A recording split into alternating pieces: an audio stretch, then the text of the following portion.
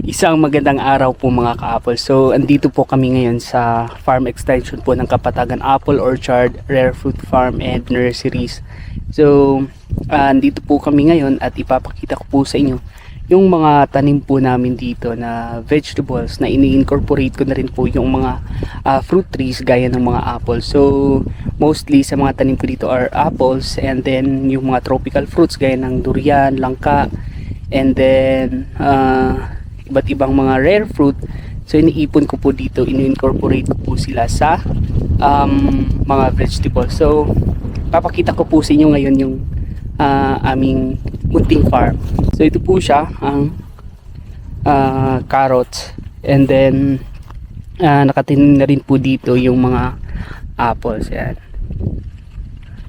So tanim po ito ng cousin ko. Then ako lang po yung gumagastos ng mga farm inputs kasi yung inaalagaan ko po talaga dito is itong mga fruit trees. So papakita ko sa inyo ngayon itong mga apples na kagagraft ko lang and then nag flowers na po.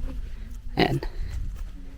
So yan po ang view dito sa isa kong farm extension. Ayan.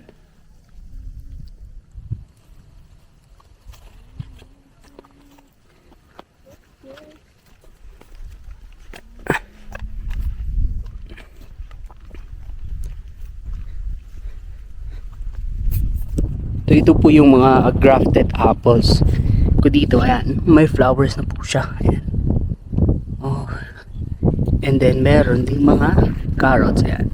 So talagang pwede nating i-incorporate sa pagtatanim ng mga vegetables yung mga fruits. Ayan. So flowering na rin po yan. Ito pa.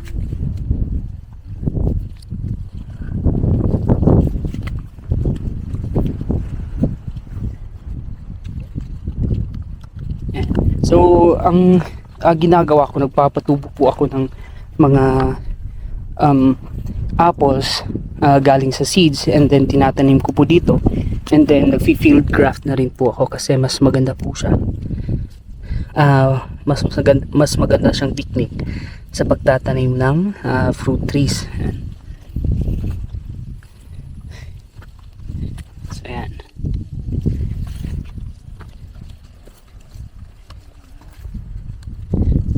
Po yung apple.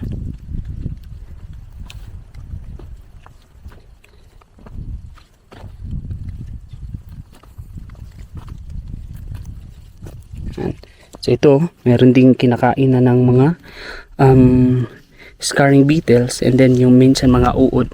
Ayan. So meron din po ako itong mga bagong tanim na mga apples na grafted na po galing sa nursery po sa bahay. Ayan.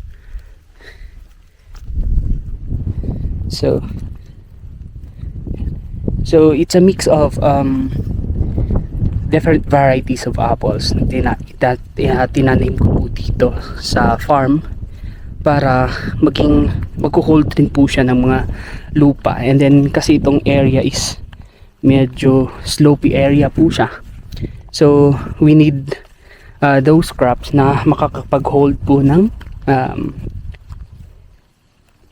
lupa. So ito po yung apple. Yan.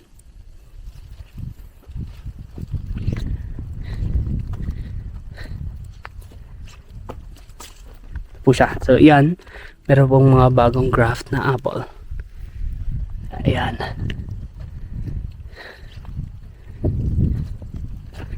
So ito, buhay na po yung grafted apples.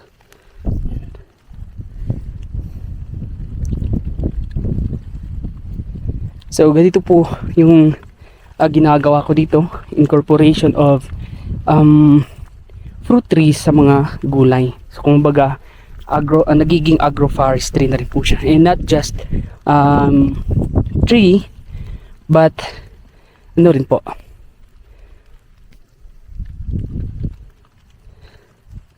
not just tree yung mga tinanim, but fruit trees na kalaunan po ay magbibigay rin po sa atin ng income as well as food. So yun po yung isa sa mga gusto kong i-introduce sa mga farmers po dito.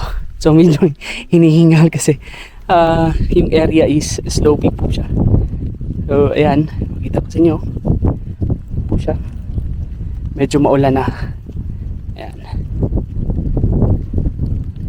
So punong-puno na po ito ng mga fruit trees.